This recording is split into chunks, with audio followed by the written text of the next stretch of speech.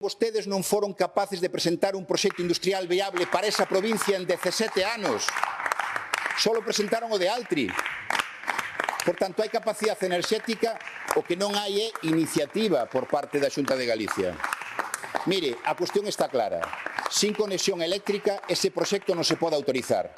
E vostede debe tomar a decisión de resolver, porque a decisión, a resolución dese expediente vai a ser personal, política, pero tamén personal de vostede, señor presidente da Xunta. Terá que denegar ese proxecto cando ese proxecto non é autorizable porque non ten conexión eléctrica. E se non, tomará unha decisión inxusta e vostede sabe co é. O presidente dun Parlamento tampouco se lle pode estar tensionando constantemente. Hai un artículo que é o artigo 104 que dice que o presidente poderá chamar á cuestión, o sea, se alguén se vai fora do tema. É que aquí non se foi nadie fora do tema, é que non se entrou. Bueno, a partir de vou tomar nota. Cando lea a pregunta que vostedes resisten para a sesión de control, vou me imaginar que pon unha postdata que diga: postdata, o que preguntamos non ten por que coincidir en absoluto co que vou a falar despois na sesión de control.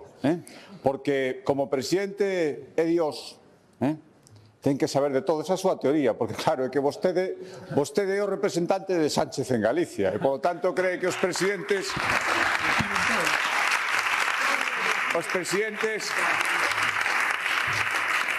falan, teñen que falar de todo sin saber de nada. Total, que máis dá? Se pode cambiar de opinión dun día para outro.